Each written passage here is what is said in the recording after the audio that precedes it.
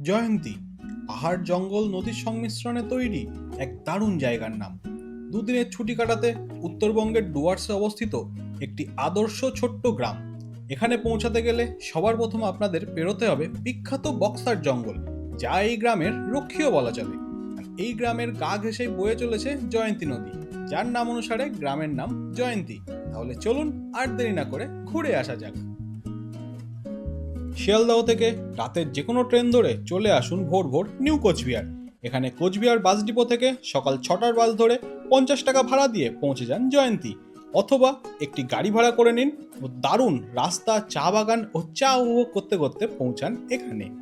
Boxer জঙ্গলে প্রবেশের আগে এখানে আপনাদের আইডি কার্ড চেক করবে ফরেস্ট অফিসিয়ালসরা, তারপর পারমিশন পাবেন যাওয়ার।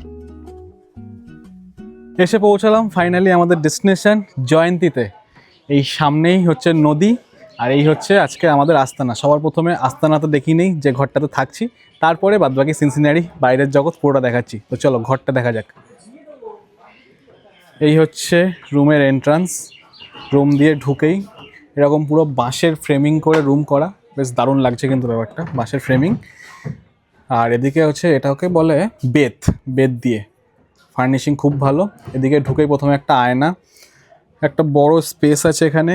এখানে একটা এটা কিং সাইজ খাট, এখানে একটা ছোট টি টেবিল দিয়ে রেখেছে, একটা কম্বল, একটা কম্বল, দুটো বালিশ, আর ফ্যানও আছে, মানে এখানে গরমকালে ফ্যান লাগে। এরপরে হচ্ছে হলো ওয়াশরুমে যদি আমি এদিকে দেখাই, বেশ ভালোই পরিষ্কার পরিচ্ছন্ন আছে মোটামুটি। যেটা নেই সেটা হলো গিজার। তো শীতকালে আসলে একটু অসুবিধা হবে, এনাদের কাছে চাইলে হয়তো গরম জল দিতে পারে। আর এছাড়াও আমাদের আরও 3টে রুম আছে, সেগুলো হচ্ছে ওপরে। যদি আমি ওপরের রুমগুলো দেখাই, এখান দিয়ে বেরিয়ে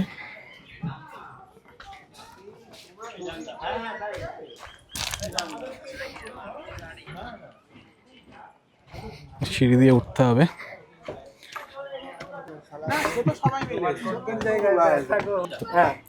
রুম অলমোস্ট সবই সেম, 3টে রুমই সেম। হ্যাঁ, ভিডিও রুম সবই সেম, বাট সামনে থেকে এই যে ভিউটা দারুণ। নদী আপাতত জল নেই, বর্ষাকালে আসলে এখানে ভিউ কিন্তু দারুণ। এটা অ্যাকচুয়ালি বর্ষাকালের প্লেস, শীতকালে পুরো প্রকৃতি রুক্ষ। আর সামনেই হচ্ছে ভুটানের পাহাড়। দারুণ না জায়গাটা?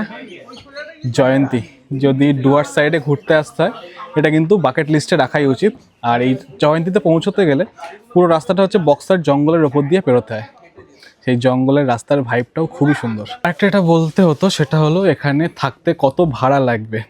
এখানে পার হেড পার ডে খাওয়া থাকা দিয়ে 1200 টাকা করে নিচ্ছে। আমি কন্ট্যাক্ট ডিটেলস ডেসক্রিপশন বক্সে দিয়ে দেবো। পৌঁছাতে আমাদের প্রায় দুপুর 2টো বেজে যাওয়ায় প্রথমেই চলে আসে লাঞ্চ। এখানে আছে একটা শাক,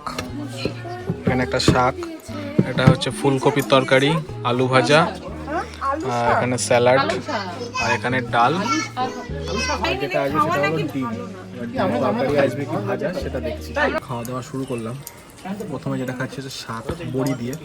টেস্ট কিন্তু ভালো, শাকটা খেয়ে বোঝা যাচ্ছে মোটামুটি টেস্ট ভালোই হবে। আর বাদবাকি খাবার সবই লাগছে ভালোই। আর আছে এটা ডিমের কিন্তু কারি নয়, ডিম ভাজা।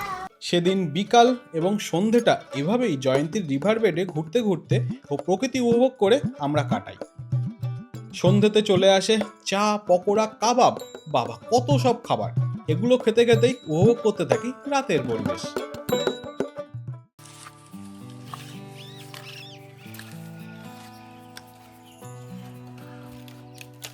গুড মর্নিং, শুভ সকাল সবাইকে। আছি এখন জয়ন্তীতে, আর বাজে এখন এই সকাল 6টা। পিছনে ওইদিকে আকাশে সূর্যোদয় হচ্ছে, আর আমি এসেছি এখন এই জয়ন্তী নদীর রিভার বেডে।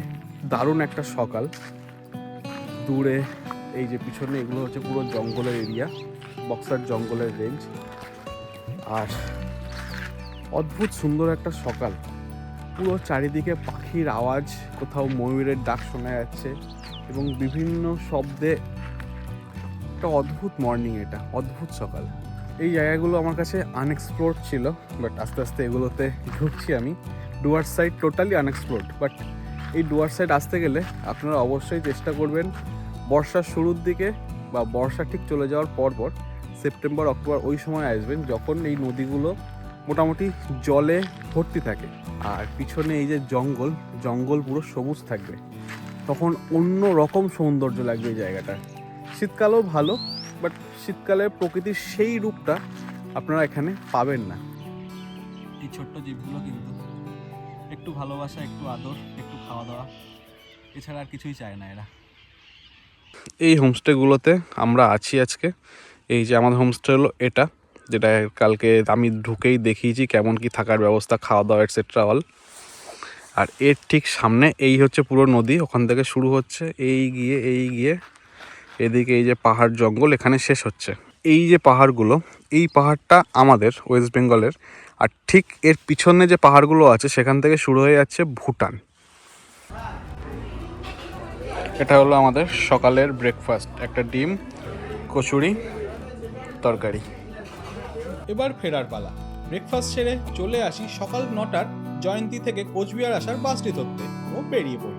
তবে কেমন লাগলো তোমাদের আমার এই ভিডিও অবশ্যই জানিও। ভিডিও ভালো লাগলে লাইক, শেয়ার করো ও চ্যানেলটিকে সাবস্ক্রাইব করে দিও। So stay tuned in travel diary.